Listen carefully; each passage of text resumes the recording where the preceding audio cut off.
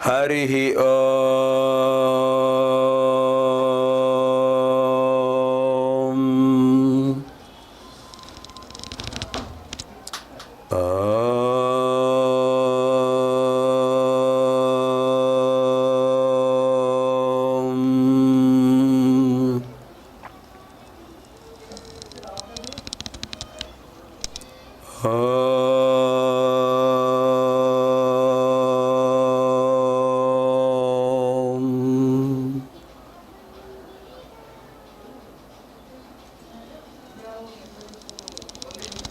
श्री गुरुभ्यो नमः।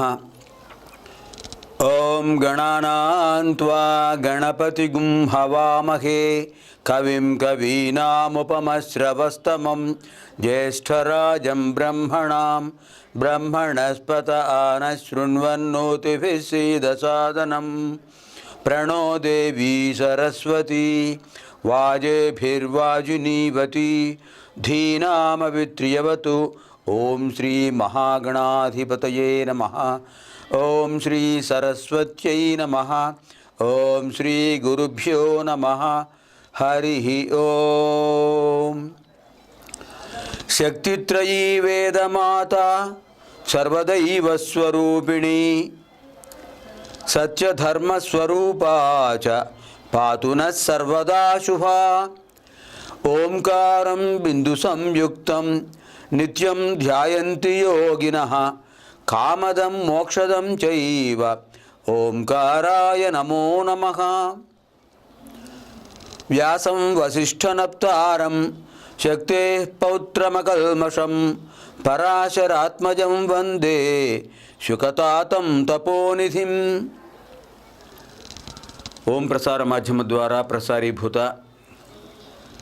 भारतीय संस्कृति अंतर्भागः ऋग्वेद अध्ययन कार्यक्रमः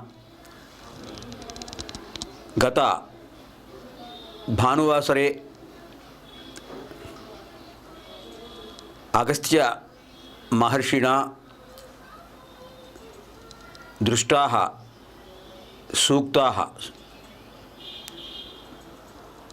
अनिल अनल आप धर्म सूक्तानि वर्णितानि। अद्य एतद्भानुवासरे तदनन्तर अष्टवसु शेषाः ध्रुवः सोमः प्रत्यूषः प्रभासः इति देवानुद्दिश्य अध्ययनं करवामहे। ओम प्रसार माध्यम द्वारा क्रिंदటి ఆదివారం నాడు ప్రతి ఆదివారం నాడు మనం నిర్వహించుకుంటున్న భారతీయ సంస్కృతి అంతర్భాగమైన ఋగ్వేద అధ్యయన కార్యక్రమంలో క్రిందటి ఆదివారం నాడు అగస్త్య మహర్షి దర్శించినటువంటి అనిల అనల ఆప ధర్మ సూక్తాలను గురించి తెలుసుకుందాం। ఈ ఆదివారం మిగిలిన అష్టవసుల్లో మిగిలినటువంటి దైవ స్వరూపాలు ఉన్నాయి। ధ్రువ సోమ ప్రత్యూష ప్రభాస ఈ దేవతా స్వరూపాల గురించి మనం తెలుసుకుందాం। ప్రథమతః సంస్కృత భాష వైశిష్ట్య భర్తృహరి సుభాషిత శ్లోకం పునరుక్తం కర్వామహే। ముందుగా భర్తృహరి మహాకవి రచించినటువంటి సంస్కృత భాషా వైశిష్ట్య శ్లోకాన్ని గురించి మనం ఒకసారి మననం చేసుకుని తర్వాత కార్యక్రమంలో ప్రవేశిద్దాం। కేయూరాణి న భూషయంతి పురుషం హారాన చంద్రోజ్వలాః న స్నానం న విలేపనం న కుసుమం నాలంకృతా మూర్ధజాః వాణ్యేకా సమలంకరోతి పురుషం యా సంస్కృతా ధార్యతే క్షీయంతేఖిలభూషణాని సతతం వాగ్భూషణం భూషణం। వాగ్భూషణమే గొప్ప అలంకారము। మిగతా అలంకారాలని అశాశ్వతములే. ముందుగా నారాయణోపనిషత్తు చతుర్వేద సూక్తాలు కూడా పూర్తి చేసుకుని తర్వాత అష్టవసువుల్లో మిగిలిన వసువుల యొక్క విశేషాలు తెలుసుకుందాం. ఓం అథ పురుషోఖ వై నారాయణో కామయేత ప్రజా సృజేయేతి నారాయణాత్ ప్రాణో జాయతే మనస్సర్వేంద్రియాణి చ ఖం వాయుర్జ్యోతిరాపః పృథివీ విశ్వస్య ధారిణి నారాయణాద్ బ్రహ్మా జాయతే నారాయణాద్ రుద్రో జాయతే నారాయణాదింద్రో జాయతే నారాయణాత్ ప్రజాపతయః ప్రజాయంతే నారాయణాద్వాదశాదిత్యా రుద్రావసవః సర్వాణి చ ఛందాగుంసి నారాయణాదేవ సముత్పద్యంతే నారాయణే ప్రవర్తంతే నారాయణే ప్రలీయంతే ఇది ఋగ్వేద సూక్తం. ఓం అథ నిత్యో నారాయణః బ్రహ్మా నారాయణః శివశ్చ నారాయణః శక్రశ్చ నారాయణః ద్యావా పృథివ్యౌ చ నారాయణః కాలశ్చ నారాయణః దిశశ్చ నారాయణః ఊర్ధ్వశ్చ నారాయణః అధశ్చ నారాయణః అంతర్బహిశ్చ నారాయణః నారాయణ ఏవేదగం సర్వం యద్భూతం యచ్చ భవ్యం నిష్కళో నిరంజనో నిర్వికల్పో నిరాఖ్యాత శుద్ధో దేవ ఏకో నారాయణః న ద్వితీయోస్తి కశ్చిత్ య ఏవం వేద స విష్ణురేవ భవతి స విష్ణురేవ భవతి ఇది యజుర్వేద సూక్తం. ఓమిత్యగ్రే వ్యాహరేత్ నమైతి పశ్చాత్ నారాయణాయేత్యుపరిష్టాత్ ఓమిత్యేకాక్షరం నమైతి ద్వే అక్షరే నారాయణాయేతి పంచ అక్షరాణి ఏతద్వై నారాయణస్యాష్టాక్షరం పదం యో వై నారాయణస్యాష్టాక్షరం పదమధ్యేతి అనపబ్రువః సర్వమాయురేతి విందతే ప్రాజాపత్యకం రాయస్పోషం గౌపత్యం తతో అమృతత్వమశ్నుతే తతో అమృతత్వమశ్నుత ఇతి య ఏవం వేద ఇది సామవేద సూక్తం. ఓం ప్రత్యగానందం బ్రహ్మపురుషం ప్రణవస్వరూపం అకార ఉకారమకార ఇతి తానేకథా సమభరత్తదేతదోమితి యముక్త్వా ముచ్యతే యోగి జన్మ సంసారబంధనాత్. ఓం నమో నారాయణాయేతి మంత్రోపాసకః వైకుంఠభవనలోకం గమిష్యతి తదిదం పరం పుండరీకం విజ్ఞానఘనం తస్మాత్ తదిదావన్మాత్రం బ్రహ్మణ్యో దేవకీపుత్రో బ్రహ్మణ్యో మధుసూదన. ఓం సర్వభూతస్థమేకం నారాయణం కారణరూపమకార పరబ్రహ్మ. ఓం ఏతదథర్వశిరో యోధీతే ఇత్యథర్వవేద సూక్తం. ప్రాతరధీయానో రాత్రికృతం పాపం నాశయతి సాయమధీయానో దివసకృతం పాపం నాశయతి మాధ్యందినమాదిత్యాభిముఖోధీయానః పంచపాతకోపాతకాత్ ప్రతిముచ్యతే సర్వవేదపారాయణ పుణ్యం లభతే నారాయణ సాయుజ్యమవాప్నోతి శ్రీమన్నారాయణ సాయుజ్యమవాప్నోతి ఇత్యుపనిషత్తు. నారాయణోపనిషత్తులో చెప్పినటువంటి 4 వేదాల్లోని 4 సూక్తాలను ప్రతిరోజు విన్నవాళ్ళు చదివిన వాళ్ళు లేదా మనకి వారానికి ఒకసారి ఆదివారం నాడు ఈ కార్యక్రమం వస్తుంది కనుక ప్రతి ఆదివారం ఉదయం 11 నుంచి 11:30 వరకు పునఃప్రసారం సాయంకాలం 4:30 నుంచి 5 వరకు ఉంటుంది కనుక ఆ సమయంలో వారానికి ఒకసారైనా నాతో పాటు మీరు కూడా ఈ నారాయణోపనిషత్తు మననం చేసుకుంటూ ఉంటే సర్వవేద పారాయణ పుణ్యం లభిస్తుంది, శ్రీమన్నారాయణ సాహిత్యం లభిస్తుంది. ఇక మనం ఋగ్వేదంలో చెప్పినటువంటి త్రయస్త్రింశత్ దేవతాక స్వరూపమైన సూక్తాలలో అష్టవసువుల సూక్తాలు ప్రారంభించాం. ఋగ్వేదంలో 2వ భాగంలో 8వ అధ్యాయం 8వ మండలం 8వ అష్టకంలో మనం 4 గురించి తెలుసుకున్నాం. అనిలః అనలః ఆపః ధర్మః. ఒకసారి పునఃసమీక్ష చేద్దాం. అనిలుడు అంటే వాయుదేవుడు, అనలః అగ్నిదేవుడు, ఆపః వరుణదేవుడు, ధర్మః ధర్మదేవుడు. ఈ నలుగురికి కూడా అవినాభావ సంబంధం ఉంది. ఈ నలుగురిని గురించి అగస్త్య మహర్షి ఛందస్సులో, గాయత్రి ఛందస్సులోను అనుష్ఠుప్ ఛందస్సులోను కూడా విశేషాలు వర్ణించాడు. అందులో ముఖ్యంగా అనిలస్య అనలస్య ఆపస్య ధర్మస్య విశేషాః ఏ పునశ్చరితాః తేషాం విశేషః వైభవः అస్తి. ఆ నలుగురు కూడా అనిరుడు, అనలుడు, ఆపుడు, ధర్ముడు ఈ నలుగురి యొక్క శక్తి విశేషం వల్లనే, వాళ్ళ యొక్క అనుగ్రహం వల్లనే జీవోత్పత్తి జరుగుతోంది అని కూడా తెలుసుకున్నాం. మరో విశేషం ఏంటంటే ఈ జీవోత్పత్తి ఏ విధంగా జరుగుతోంది కూడా క్రిందటి ఆదివారం తెలుసుకుందాం. ఇప్పుడు ఇదే విశేషం అగ్నిపురాణంలో కూడా చెప్పారండి. అగ్నిపురాణంలో మరో విశేషం ఏంటంటే అసలు జీవోత్పత్తి ఎలా జరుగుతుంది దాని గురించి చెప్తూ అందులో ముఖ్యంగా పురుష శిశువా స్త్రీ శిశువా అనేటటువంటిది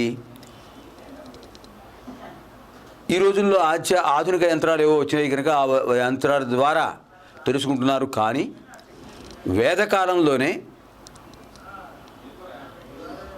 ఆ విషయం తెలుసుకోవడానికి వాళ్ళు కొన్ని సూచనలు ఇచ్చారు. అగ్నిపురాణంలో ప్రత్యేకంగా వారు చెప్పింది ఏంటంటే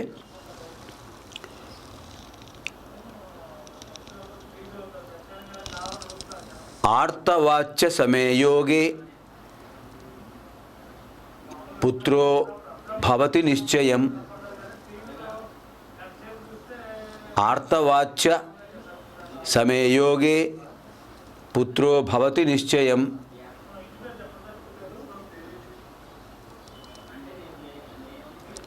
ఆర్తవాద్విషమయోగే పుత్రీ భవేదితి ధ్రువం.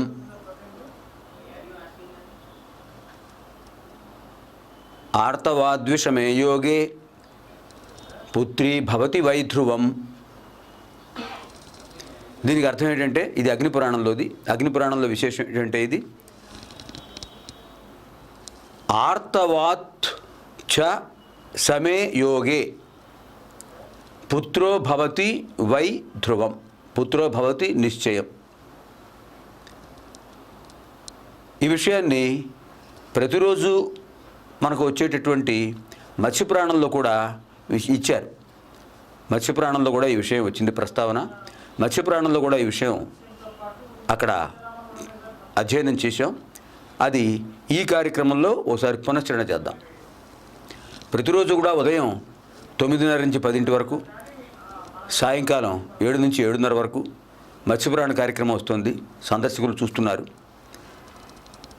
దానిలో చెప్పిన విశేషం ఏంటంటే పుత్రుడు కలగడానికి కారణం ఏమిటి, పుత్రిక కలగడానికి కారణం ఏమిటి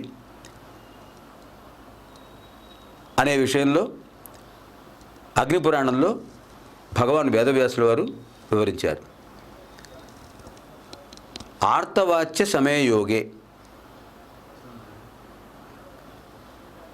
సంతానం ఎలా జరుగుతుంది? స్త్రీ పురుషులు కలుసుకోవడం వల్ల, భార్యాభర్తలు కలుసుకోవడం వల్ల. ఈ భార్యాభర్తలు కలుసుకోవడం అనేది ఎప్పుడు జరుగుతుంటుంది? ఆర్తవాత్ చ సమయోగే. ఆర్తవాత్ ఋతుమతి అయిన తర్వాత, ఆ 3 రోజులు అయిపోయిన తర్వాత 4వ రోజున ప్రతి మాసంలోనూ ప్రతి నెలలోనూ 3 రోజులు అశౌచ స్థితి ఉంటుంది.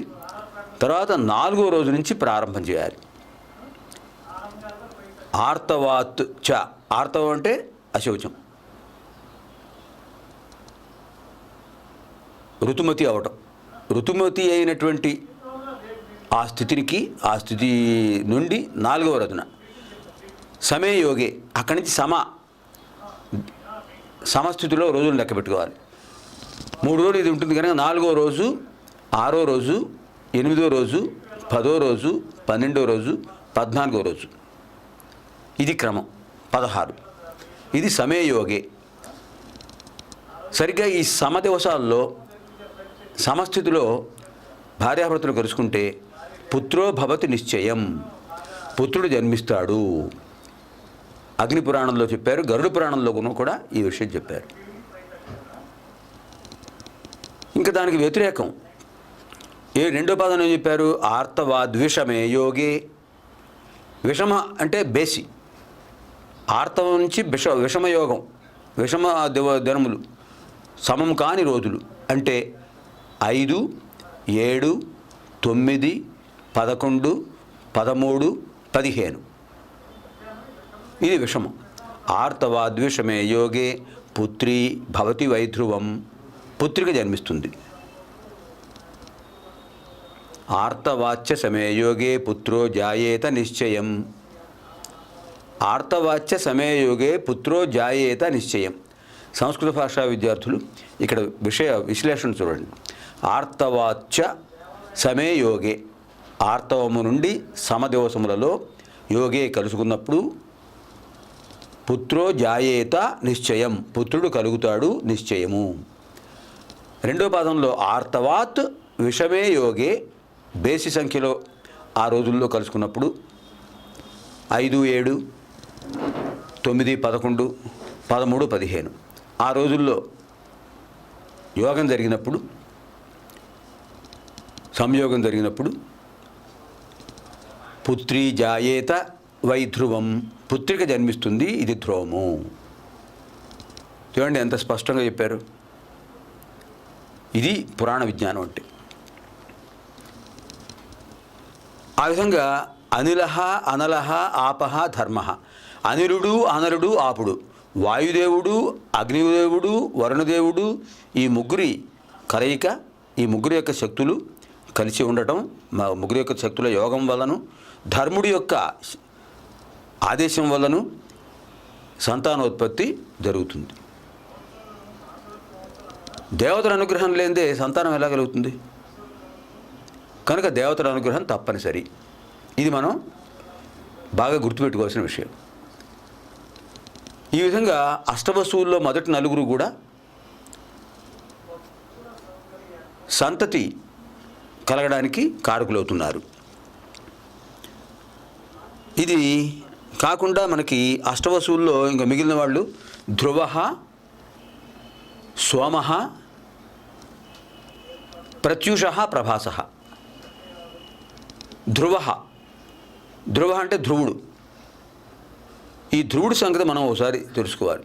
ఇక్కడ వ్యాఖ్యాతలు సాయణాచార్యుల వారు చెప్పారు ధ్రువోపాఖ్యానం, చాలా గొప్ప విశేషం ధ్రువోపాఖ్యానం. ఒక చిన్నపిల్లాడు భగవంతుణ్ణి గురించి తపస్సు చేసి ఆయన ఏం అడగాలో తెలియక నాకేం కావాలో మీరే ఇవ్వండి స్వామి అని అడిగితే ఉన్నతోన్నత స్థానం కల్పించాడు శ్రీమన్నారాయణుడు. నక్షత్ర మండలానికి అధిపతిగా చేశాడు ఆ ధ్రువకుమారుణ్ణి. ధ్రువ నక్షత్రం శాశ్వతంగా ఉంటుంది. ఉత్తర దిక్కున సప్తమహర్షి మండల నక్షత్రాలకు దిగువన అదే సరళరేఖా క్రమంలో క్రింది భాగంలో మనకి ఉత్తర దిగ్భాగంలో కనిపిస్తుంటుంది ధ్రువ నక్షత్రం. అన్ని నక్షత్రాల కంటే ఎక్కువ వెలుతురు కాంతి కనిపిస్తుంటుంది. ఆ ధ్రువ నక్షత్రం చుట్టూ సప్తర్షి మండలం తిరుగుతుంటుంది ఒక్కొక్కసారి. ఈ ధ్రువుడి ఉపాఖ్యానం ఏం చెప్పారంటే సాయణాచార్యులు వారు, ఉత్తానపాదుడు అనే ఒక రాజు ఉండేవాడు. కృతయుగంలో కథ ఇది. ఉత్తానపాదుడు అనే రాజు ఉన్నాడు. ఆ ఉత్తానపాదుడికి సునీతి, సురుచి అనే 2 భార్యలు ఉన్నారు. సునీతి, సురుచి. పెద్ద భార్య సునీతి, రెండవ భార్య సురుచి. ఈ సునీతి కుమారుడు ధ్రువుడు, సురుచి కుమారుడు ఉత్తముడు. ఇద్దరు భార్యలకు 2 వేరువేరు భవనాలు ఉన్నాయి. మహారాజు సునీతి కంటే సురుచి అందగత్తె కనుక ఎక్కువ కాలం సురుచి భవనంలో ఉంటుంటాడు. తండ్రి గారి దర్శనం లభించట్లేదు ధ్రువుడికి. సునీతి కూడా బాధపడుతోంది. ఒకసారి ధ్రువుడు అడిగాడు తన తల్లిగారిని, అమ్మా, తండ్రి గారిని చూడాలనుంది, ఒకసారి నాన్నగారిని చూడాలనుంది, మరి నన్ను తీసుకువెడతావా నాన్నగారి దగ్గరికి, లేకపోతే నాన్నగారిని రమ్మంటావా, ఒకసారి నాన్నగారిని రమ్మని చెప్పు. అది ఆయన రాజు కదండి, ఉత్తానపాదుడు. రాజులకు మన సామాన్యులకు మళ్ళీ సామాన్యులు ఏ విధంగా కలిసి ఉంటామో కుటుంబంలో అలా వాళ్ళకి అవకాశం ఉండదు. రాజుగారికి వేరే భవనం ఉంటుంది, రాణిగారికి వేరే అంతఃపురం ఉంటుంది, వేరు భవనాలు ఉంటాయి. అవసరమైనప్పుడు రాజుగారు ఆ భవనాలు పెడుతుంటాడు. అలాగే రాజకుమారులు కూడా వేరువేరుగా ఉంటుంటారు. ఎవరి బాధ్యతలు, ఎవరి ధర్మాలు, ఎవరి బాధ్యతలు, వాళ్ళ యొక్క కార్యక్రమాలు విభిన్నంగా ఉంటుంటాయి. అందరూ కలుసుకోవడం అనేది అప్పుడప్పుడు జరుగుతుంటుంది. కనుక ఈ ధ్రువుడు అడిగాడు తన తల్లి సునీతిని, అమ్మా, నాన్నగారిని రమ్మని ఒకసారి చూడాలనుంది. ఆ రోజు పాపం వాడి జన్మదినోత్సవం. సునీతి చెప్పింది, నాయనా, వారు రాజకార్య వ్యగ్రతతో ఉంటారు, ఆయన రావడానికి అవకాశం ఉండదేమో అని చెప్పింది. చెప్పింది. పోన్లే, ఎప్పుడో తర్వాత వస్తారులే చూద్దుగాని అంటే, లేదు, ఇవాళ నేను నాన్నగారిని చూడాలి, ఇవాళ నా జన్మదినోత్సవం కదా, తప్పనిసరిగా నాన్నగారిని చూడాలి అని పట్టుబట్టాడు. ఒక్కోసారి పిల్లలు మొండి పట్టుబడుతుంటారండి. తల్లిదండ్రులు వాళ్ళకు ఎంత నచ్చజెప్పినా కూడా వాళ్ళు ఒప్పుకోరు. వాళ్ళ మార్గంలో వీడు వెళ్ళవలసిందే. అలా వాళ్ళని కొంచెం వాళ్ళ మార్గంలో మనం వెడుతూ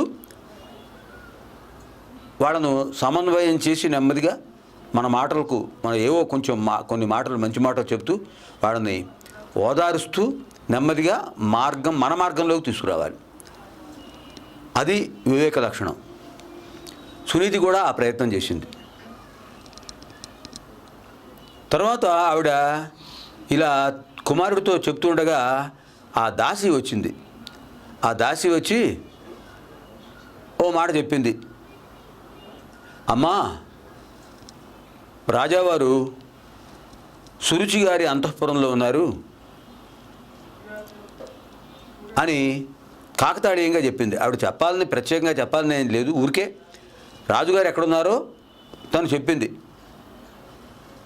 ఈ మాట విన్నాడు ధ్రువుడు. అమ్మా, నాన్నగారు అక్కడ ఉన్నారు కదా, నేను వెళ్ళి చూసేస్తాను అన్నాడు. నాయన, ఇప్పుడు వద్దు అనంటే ఇంకా విడకుండా ఆయన ఏమాత్రం తల్లిగారి మాట వినకుండా, అంటే మంచివాడే కానీ తండ్రి గారిని చూడాలనే అపేక్ష ఉంది కనుక తల్లిగారికి చెప్పి, ఆవిడ ఒప్పుకోకపోయినా సరే ఆవిడకి పాదాలకు నమస్కారం చేసి, అమ్మ, నన్ను ఆశీర్వదించు, నేను నాన్నగారిని చూసొస్తాను, వాడు నా జన్మదినోత్సవం కదా అని చెప్పి బయలుదేరాడు. సురుచి అంతఃపురంలో మహారాజు కూర్చున్నాడు సింహాసనం మీద. పక్కన సురుచి మరో ఆసనం మీద కూర్చునుంది. ఆయన ఒళ్ళో కూర్చున్నాడు ఉత్తముడు, సురుచి కొడుకు ఉత్తముడు. ఉత్తముడు, ధ్రువుడు సమవయస్కులు. తండ్రి గారి ఒళ్ళో వాడు కూర్చోవడం చూశాడు. సహజంగా అనిపిస్తుంది కదండి పిల్లలకి, అమ్మ నాన్న ఎంత చనువు ఉంటుంది అమ్మ దగ్గర నాన్న దగ్గర. నాన్నగారు అంటే పరిగెత్తుకొచ్చాడు. గబగబా వెళ్ళేసేసి ఆ ఉత్తముడి పక్కనే నాన్నగారు ఒళ్ళో కూర్చోవడానికి ప్రయత్నం చేశాడు, వెళ్ళాడు.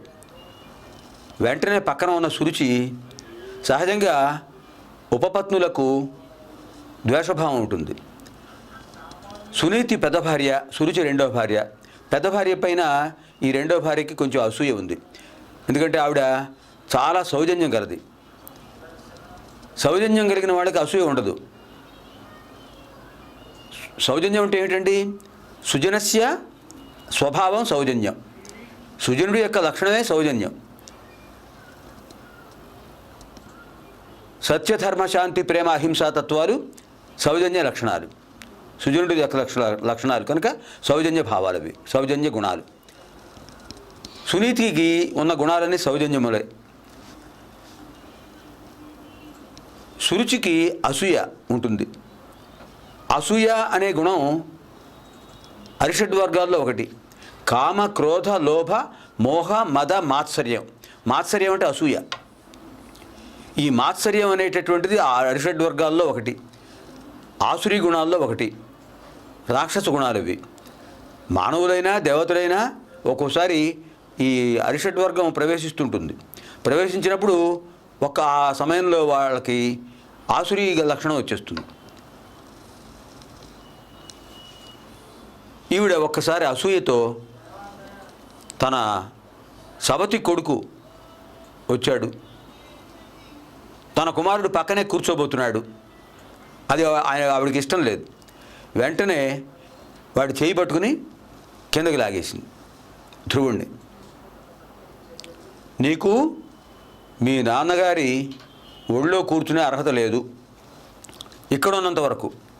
ప్రస్తుతం మీ నాన్నగారు ఇక్కడ ఉన్నారు, మా అంతఃపురంలో ఉన్నారు. నా కుమారుడికి కూర్చునే అర్హత ఉంది. మీ నాన్నగారు మీ అంతఃపురానికి వచ్చినప్పుడు, మీ భవనానికి వచ్చినప్పుడు నువ్వు అక్కడ కూర్చో. ఇప్పుడు మాత్రం కూర్చునే అర్హత లేదు నీకు. నా కుమారుడు కాదు కదా నువ్వు అని చెప్పింది. పసిపిల్లలకి ఏం తెలుస్తుంది ఈ వ్యత్యాసం? నాన్నగారు ఏమంటారో అని చూశాడు. ఆయన పాపం మౌనంగా కూర్చున్నాడు. ఆయన మౌనంగా కూర్చోవడంతో ఈవిడ ఇంకాస్త ఎక్కువగా మాట్లాడడం మొదలెట్టింది. ఎప్పుడైనా సరే అవతల వాళ్ళు దౌర్జన్యంతో ప్రవర్తించినప్పుడు, దౌర్జన్యం అంటే ఏమిటి? ఇందాక చెప్పుకున్నాం కదండి. సుజనుడి యొక్క లక్షణం, సుజనుడి యొక్క స్వభావం సౌజన్యం, దుర్జనుడి యొక్క స్వభావం దౌర్జన్యం. ఈవిడ చేసిన పని దౌర్జన్యం. దుర్జనస్య కృత్యం దౌర్జన్యం భవతి. ఆ పసిపిల్లాడిని తన కుమారుడితో సమానమైన వయసు గలవాడు చిన్నపిల్లాడు, ఆ చిన్నపిల్లాడిని రెక్కపట్టుకు లాగేసింది. ఒక్కసారి లాగేటవాడు పాపం కింద పడిపోయాడు. అది ఆవిడ చేసిన పొరపాటు. దుర్జనుడికి తను చేసింది పొరపాటు అని తెలియదు, వాడు మంచిదే అనుకుంటాడు.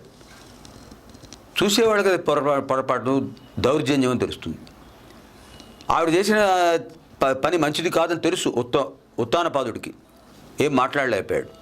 కారణం ఏంటంటే ఆవిడ మీద అధికమైన ప్రేమ ఉంది కనుక. వాడు ఏం మాట్లాడలేక, తండ్రి గారు కూడా ఏం మౌనంగా ఉండేటప్పటికి ఏం మాట్లాడలేక పాపం ఏడుస్తూ కూర్చున్నాడు అక్కడే. పసిపిల్లాడు, 5 ఏళ్ల వాడండి, వాడికి ఏం తెలుస్తుంది? వెళ్ళిపో ఇక్కడి నుంచి అని చెప్పింది. తండ్రి కూడా మాట్లాడట్లేదు, పాపం ఏడుస్తూ వెనక్కి తిరిగాడు. ఇంకెవరికి చెప్పుకుంటాడండి? ఇంటికి వెళ్ళాడు. వాళ్ళ అమ్మకు చెప్పాడు, అమ్మ ఇలా జరిగింది, నన్ను రెక్కపట్టుకు లాగేసింది ఆవిడ, నేను పడిపోయాను, నాన్నగారు కూడా ఏం మాట్లాడలేదు అని ఏడుస్తూ చెప్పాడు. చెప్తే అప్పుడు సునీతి చెప్పిందండి, చూడండి ఆవిడ ఎంత సౌజన్యమూర్తో చూడండి. నాయన, చిన్న చిన్న వాటి కోసం అపేక్ష మనకి పనికిరాదు. ఇది చిన్నది. నీ తండ్రి గారి ఒడిలో నువ్వు కూర్చోవాలని నీకు సహజంగా అనిపిస్తుంది, కానీ నువ్వు కోరుకోవాల్సింది కాదు. సమున్నత స్థితి ఏదైతే మానవ జీవిత లక్ష్యం ఉంటుందో, ఏ పరమాత్మ నుంచి జీవాత్మ ఈ శరీరంలో ప్రవేశించిందో అటువంటి పరమాత్మ యొక్క అనుగ్రహం పొందడానికి ప్రయత్నించాలి. కానీ ఇవేమిటి చెప్పు? ఈ విషయం వాడికి అర్థం కాల. పసివాడికి ఏమర్థం అవుతుంది? అర్థం కాకపోయినా ఆవిడ పాపం చెప్పేసింది వాడికి. వాడిని ఎలాగోలా ఓదార్చాలి కదా. అంచేత నువ్వేం బాధపడకు, నీకు మీ నాన్నగారి ఒడిలో కూర్చునే స్థానం కాదు, అంతకంటే గొప్ప స్థానం వస్తుంది, నీకు భగవంతుడు ఇస్తాడు. నువ్వు భగవంతుడి గురించి ప్రార్థించు, ఆ పరమాత్మను ప్రార్థించు. పరమాత్మ అందరికంటే గొప్పవాడు. మీ నాన్నగారికి అధికారం ఇచ్చినవాడు పరమాత్మ. మనకి భవనాలు ఇచ్చినవాడు పరమాత్మ, మనకి సంపద ఇచ్చినవాడు పరమాత్మ. నువ్వు జన్మించడానికి జీవాత్మ ఆ పరమాత్మ యొక్క అనుగ్రహంతోనే నువ్వు జన్మించావు. నీలో పట్టుదల ఉంది, మంచితనం ఉంది. నీలో ఉన్న పట్టుదల మంచితనం పరమాత్మ ఇచ్చిందే. అటువంటి పరమాత్మ ఇచ్చినటువంటి వినయ విధేయతలు, మంచితనం, ఈ గుణాలతో నువ్వు పరమాత్మనే ప్రార్థించు. అర్థం కాలే వీడికి. సరే, చిన్నప్పుడు వాళ్ళ అమ్మ ఎన్నో కథలు చెప్తుండేది. ఋషులు తపస్సు చేస్తూ ఉంటారు, తపస్సు చేస్తే భగవంతుడు పరమాత్మ దేవుడు కనిపిస్తాడు, దేవుడు వాడు ఏది అడిగితే అది ఇస్తుంటాడు అని విన్నాడు వాళ్ళ అమ్మ చెప్పేటప్పుడు. సరే, వెంటనే వాడికి మనసులో ఓ నిశ్చయం ఏర్పడింది. ఏమైనా సరే ఆ పరమాత్మ ఎవరో చూడాలి, ఆ పరమాత్మను గురించి ప్రార్థించాలి, ఏదో తపస్సు అంటుంటారుగా, తపస్సు చేయాలి అనుకున్నాడు. వాడికి ఏం తెలుసు తపస్సు ఎలా చేయాలో? 5 ఏళ్ల వాడికి ఏం తెలుస్తుందండి? వాడు అమ్మతో చెప్పాడు, అమ్మ నువ్వు చెప్పింది నాకేదో కొంతవరకు అర్థమైంది, సరే నేను ఆ దేవుడినే ప్రార్థిస్తాను అని చెప్పాడు. అని చెప్పి వెళ్ళిపోతున్నాడు. సునీతి చెప్పింది, ఏమిట్రా బాబు ఎటు పెడుతున్నావు అని అంటే, నేను దేవుణ్ణి ప్రార్థించడానికి వెడుతున్నాను అన్నాడు. సరే, ఏదో కొంత దూరం వెళ్ళి మళ్ళీ వస్తాడు, ఎక్కడికి పెడతాడు చిన్నపిల్లాడు అని అనుకుందే కానీ వాడు అలా వెళ్ళిపోతాడని, అడవుల్లోకి వెళ్ళిపోతాడు అనుకోలేదు ఆవిడ. ఆ ధ్రువకుమారుడు వెళ్ళిపోయాడు. అలా అడవిలోకి వెళ్ళిపోయాడు. ఆకలి లేదు, దాహం లేదు, దృష్టి అంతా కూడా పరమాత్మ మీద ఉంది. అలా వెళ్ళిపోయాడు. తర్వాత ధ్రువుడు ఏం చేశాడు, పరమాత్మ ఎలా అనుగ్రహించాడు, ఈ విశేషాలన్నీ కూడా వచ్చే ఆదివారం నాడు మనం తెలుసుకుందాం. ఆగామి భానువాసరే పునర్మిలామః మేళనానంతరం ఏతద్విశేషాः ధ్రువోపాఖ్యాన విశేషాः అధ్యయనం కరవామహై.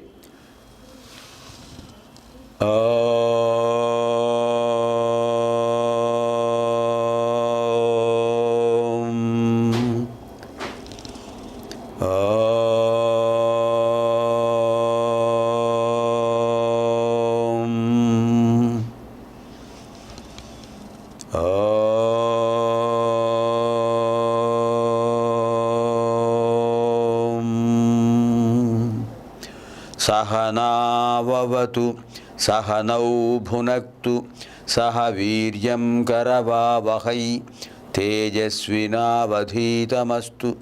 మా విద్విషావహై. ఓం శాంతి శాంతి శాంతి. స్వస్తి ప్రజాభ్యః పరిపాలయంతాం న్యాయేన మార్గేణ మహీం మహీషాః. గోబ్రాహ్మణేభ్యः శుభమస్తు నిత్యం. లోకాः సమస్తాः సుఖినో భవంతు. అసతో మా సద్గమయ తమసో మా జ్యోతిర్గమయ మృత్యోర్మా అమృతం గమయ. ఓం శాంతి శాంతి శాంతి. స్వస్తి.